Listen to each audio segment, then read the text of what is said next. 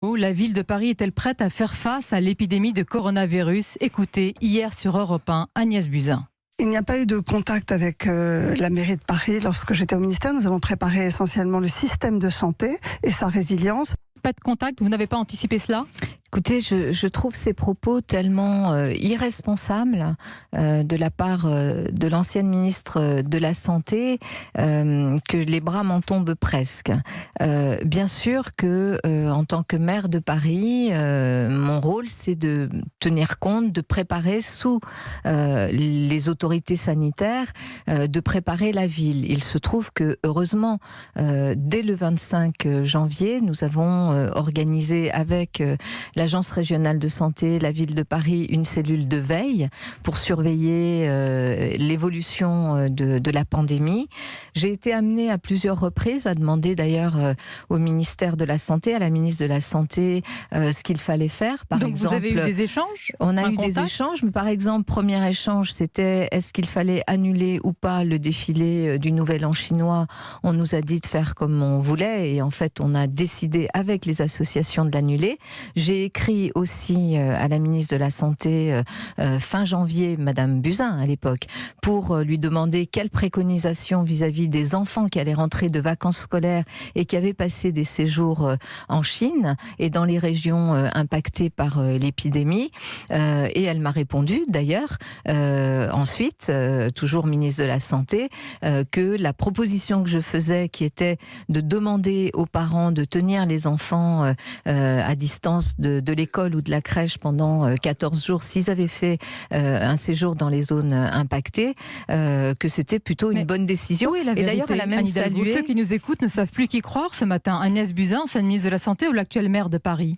Voilà, j'ai deux courriers. Voilà, le courrier que je lui ai écrit et le courrier de sa réponse. Donc les choses sont absolument claires.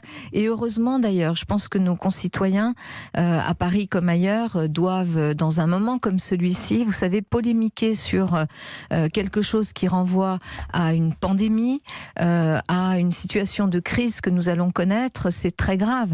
Cet après-midi, j'organise à l'hôtel de ville une réunion à nouveau avec l'Agence régionale de santé.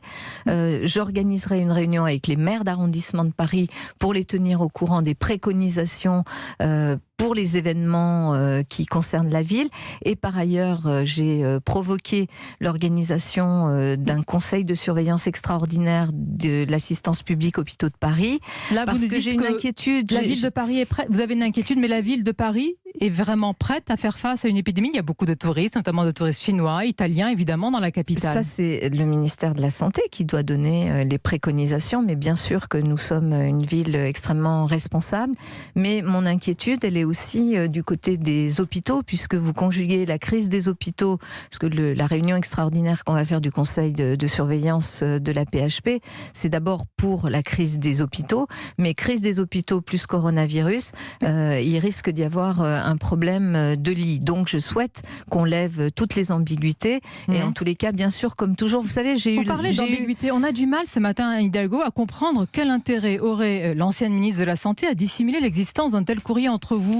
Écoutez, je pense que c'est à elle qu'il faut poser la question. Moi, ce qui m'importe, c'est la santé des Parisiens, leur sécurité.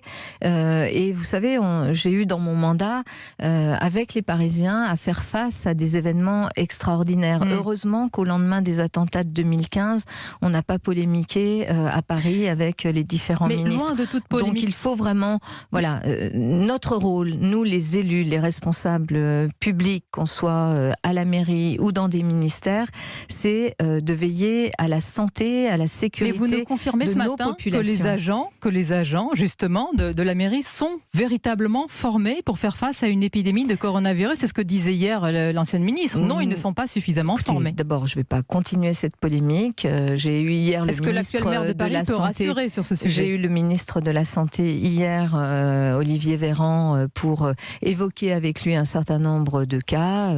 Et bien sûr que nous sommes responsables. Je crois qu'on l'a montré montré, on l'a prouvé au cours de ces 6 années. Les Parisiens n'ont pas eu à souffrir de notre attitude ou de l'impréparation de la ville dans des événements donc la ville extrêmement, serait prête comme toujours, à un éventuel confinement. La ville et le service public municipal, qui est un service extraordinaire, est toujours prêt. On a, vous savez, une cellule de crise, de veille, on a des agents extrêmement formés. Donc voilà, chacun dans son rôle, le ministre dans le sien, la maire de Paris dans le sien, et je pense que c'est ce qu'attendent de nous nos concitoyens.